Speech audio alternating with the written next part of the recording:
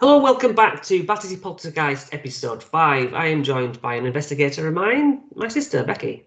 Hello. And we're going to just look over the episodes. If you've not watched it and if you've reached this far, then please go listen to Danny Robbins' Battersea Poltergeist podcast and then come back. So in episode 5, we're now on... We've had a report of black magic, the police at the door of the seance. And... someone's obviously tipped them off and called the police. It's all over the newspapers that this seance has taken place. And a Battersea MP even said in Parliament that black magic was happening in Streatham. And this sort of news articles, they just cast fear through nations. Black magic and witchcraft and cults and all this weirdness. I do think terrifying. That it is even now, if I go to my friends, if I say going out on Saturday, we're going to Ouija board, they're like, what? You can't, that's awful. But it's not, it sounds a lot scarier than it is. Absolutely. It's interesting, isn't it? Yeah. But it's got, like we say, it's got negative. Absolutely, yeah. But this case is known nationwide now. I mean, everyone's heard of it. It's a fascinating story, whether you believe it or not. So we got to Shirley, she's at home, the press is outside.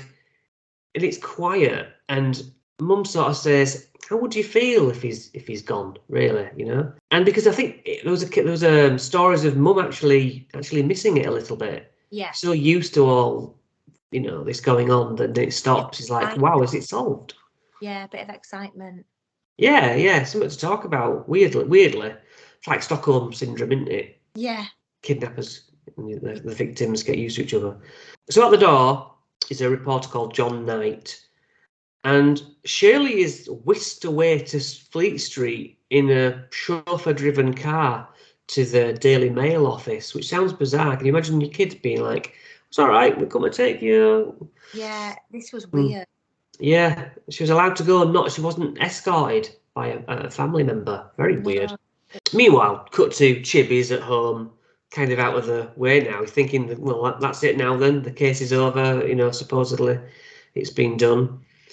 And yeah, he's reflecting over the fact that that's that, and he's got to put his feet up and nothing more to be done. Skip to Ronald Maxwell.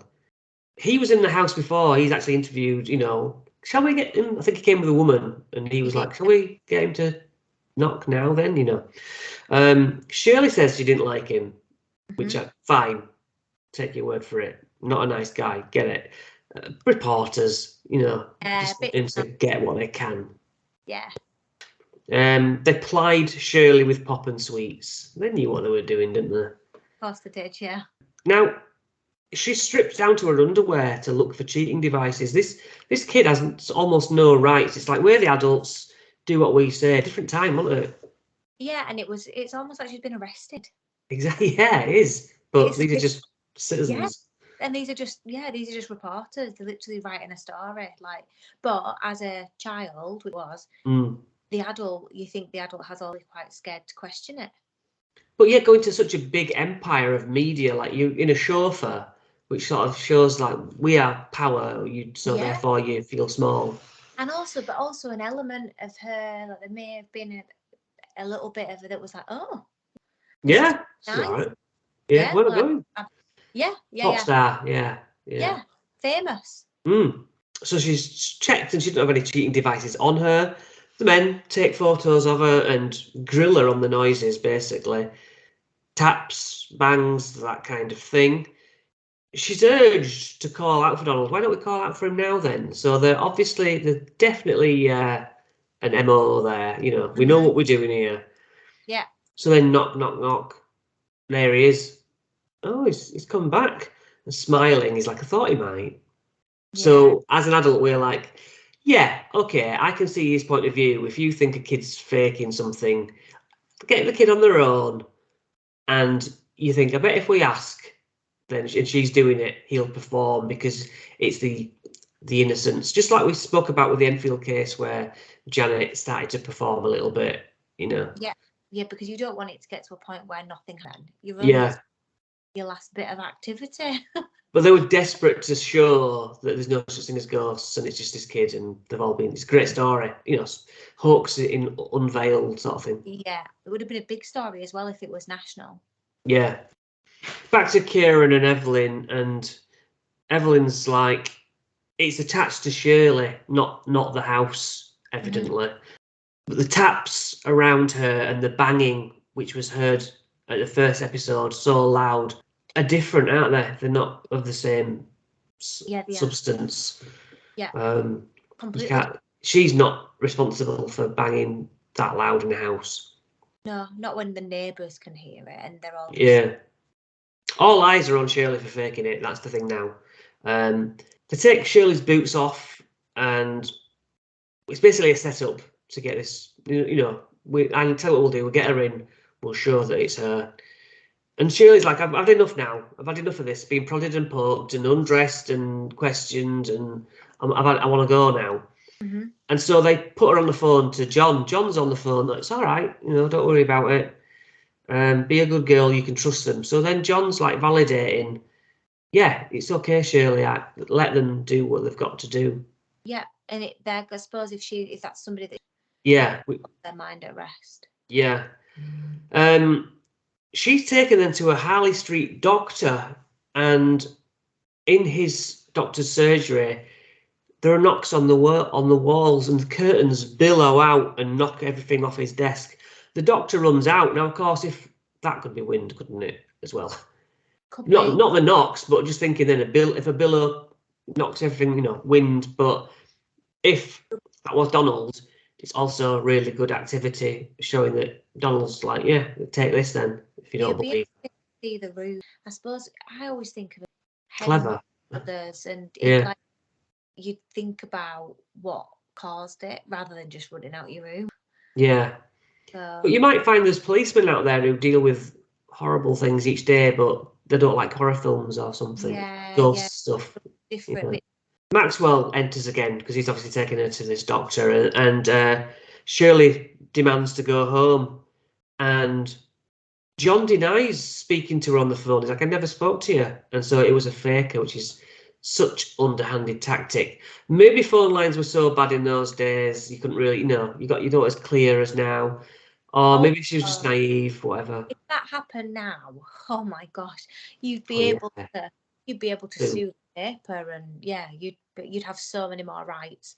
Yeah. You wouldn't be taken in by that, would you? Now is not a chance. No chance, no. But maybe at 14, I don't know. Yeah. 14 years, she's so young, and there's so much going on in her life. Yeah. So maybe. In the newspaper the next day, it's like spooks. Spook was in Girl's Big Toe, and Chib's reading it. Subconscious toe noises. And then we enter the hammer toe theory. Now, I've played you recordings, and even in real life, I have cracked my ankles and my toe at you, haven't I? Yes, you have. Yeah, and I might put a clip of that in here.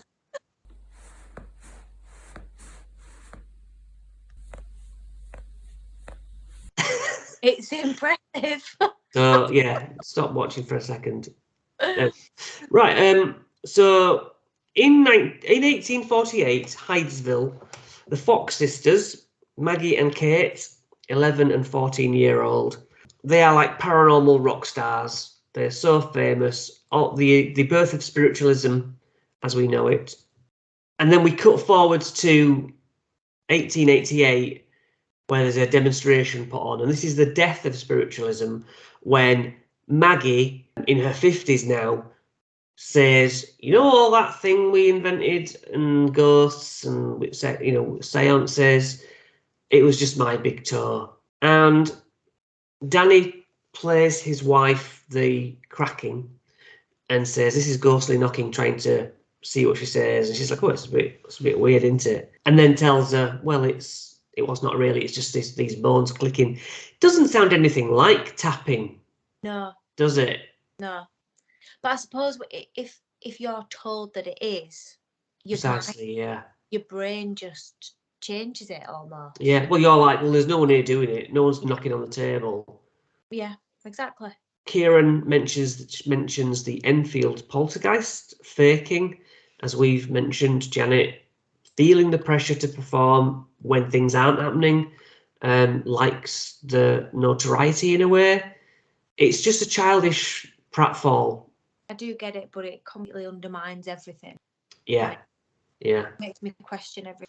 So there's a burning tea towel situation where another fire starts in the home of the family, and it's blamed on Donald. As we touched on earlier, every little thing that happens now is ghost related. Yeah. And that's psychology. Not just a normal house, an accident. Yeah, not the sort of accidents you want, obviously. No. But then there's a second fire as well, which how often do you have fires in your house? I mean, I've burnt tea towels and stuff. But yeah, Wally's actually burned by his bed. Yeah, it's quite scary, really. It is. And I've never really said this before, but from starting to use a Ouija board as, cards and stuff as a kid, that was always my one fear, that with dabbling with spirits, would a spontaneous fire start? Because that's what was reported. Yes. So I didn't really mind so much contacting a spirit. I thought that would be amazing. But I worried that I would burn like Mum's house down. I see. I've never even heard that is linked. Oh no, yeah. Well, of course, there was the famous situations where houses would burn down, apart from the picture of this boy that was in a lot of houses, and so yeah, it was always like spontaneous fires. But then again, it's like ignorance ages ago, that devil worship, and didn't like the Exorcist set burn down. It probably. I think it did, unless that was just a thing to make all hype. Yeah, you don't know, do you? No, but yes, I had heard that it was related, and so I was worried that dabbling that would be the real thing. What was the problem? Yeah, I think Mum would probably be worried about that too. Yeah, the house is burned down. How did that work? Well, I did use a Ouija board last time. So would somebody start a fire? Skeptically, and Kieran thinks so. Do you think anyone in that house would literally, physically start a fire as fake evidence? I mean, you'd like to think not. At 15 years old, surely. However, it depends on your mindset. If it's your life and she hasn't got any friends, she hasn't got nothing. This is her life. And do you know what? She might not have meant, she maybe didn't mean for it to get as bad as it did. You just don't know. At 15, I think you can be stupid. I was stupid not that long before that. I once set fire to a tissue. I'd set fire to corners of newspaper and like a sheet, just before, and then blown it out. But this one time that I don't know why. This is the thing. This is the thing. There's no reason to it, But yeah. Fire, tissue, it goes up so fast. I was like, whoa, and sort of put it out, and it was fine. But it could have quite easily imagine if it had touched something at the box of tissues. Yeah. And that had got. It's easy. You can see how it could happen accidentally, even if you don't mean for it as bad as it is. And it's very easy then. You've almost got a bit of a scapegoat, like Donald did it. Yeah, that's true. Shirley and Chibber at hospital with wife Lily, and Shirley really blames herself, but not in the way that it's like I started the fire, just that I angered Donald. But then the doctor says it's really weird with the marks, the wounds on the dad, because they seem to be all around claw marks, as if he's been attacked by something with claws. Yeah, see, that's a doctor saying that. Pretty messed up. I don't like that. Must be. So yeah, it's like people are scared that what is that? A demon? Has Donald got claws now? But we've heard of scratching in the paranormal before. Oh yeah, and I think you've got to have got strength, whatever. Yeah, I mean, we've had times where we've wondered whether we've been scratched from something, but I scratch and cut myself all the time at work, and I bleed, and I'm like, oh my god, but I don't realise, you don't feel it a lot of the time till you don't feel it as much as I have cut myself, just like, oh, I've hurt my bruised it or something. Yeah, I think like if you go on an investigation to say you've been scratch, claw. Yes, yeah, and we haven't. Not just like a little, I'd want a... Yeah, right down your back or something. Four-fingered claw. Yeah. Down my back, but... Because you're not going to do something like that to yourself. Well, how could you, really? No, you can't. Somebody else does it to you, even, you know, in our team, that's not going to happen. Yeah. And that is pretty much that episode. So we're going to move on now to the update it follows for these extra little bits. Shirley's working at Selfridges, got herself a little job, and she's dress cutting. And the knocking starts when she's at work. Yeah. And it's like, well, okay, we're back to, is she doing it? The story plays out like she isn't. They're like, what's that? Because they seemingly don't actually know, these youngsters don't know that she's at the centre of this case. And you've got to feel sorry for her at this stage. She just try to get her life together, isn't she? Normal life, yeah. And she'd say she's been alienated. Yeah, and to finally get a job and think, okay, I'm starting to maybe be an adult now and get some money and have a life. And the family probably need a bit of money. If Wally's not working, Mum's probably not working, Nan's probably working. Yeah, it's only John, isn't it? Yeah. Scissors start to disappear, apportation, and she's stripped again at work to look for these scissors, and she's like, it's so degrading. Yeah. It's she gets the immediate sack. I mean, horrible. Yeah, losing your first job like that. And do you know what? Like for me, I would but actually having Shirley on the podcast talking really more truthful, because she sounds genuine, and even now you can hear in her how degrading it was. You can still feels like that, doesn't she? Yeah. All years later. Well, I've got some pictures here that I'll put up from her on like Phil and Holly's couch talking about it recently. She's an old woman now and she still looks all respectable. Like, why would you lie now about it? Yeah, you could just go off and live your life. You don't need to about it. It's not getting anything for that. No. So Simon, the co-producer of Danny's podcast, he's talking about Cliff Mitchellmore. Cliff Mitchellmore, I do remember as being a massive name in BBC television, and he had Shirley on. And he writes in his book about, the ghost of Donald. You know, he was in the studio with us. It was happening. All these weird things were happening. And this is a proper broadcaster. Yeah, you know, a respectable journalist. Yeah, and it stuck with him so much that it's like the time that this ghost acted up in the studio. That's amazing. Yeah, that is cool. And then Dr. B comes on and talks about hammer toe being a bent bone, and saying, you can make pops and clicks, with it as it does whatever it does. I think it curls over the toe, so it's a bit like clicking. It's that kind of thing. Yeah. It's not that loud, she says.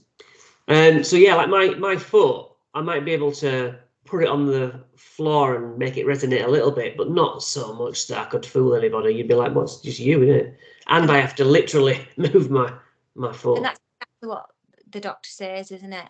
Yeah. Then we get back around to the phantom tipper who tipped off the seance.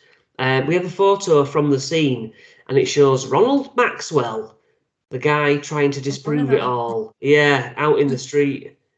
So it seems like he's the guy behind it all, trying to shoot it all down from either stopping it as the seance was happening and then try to disprove Shirley.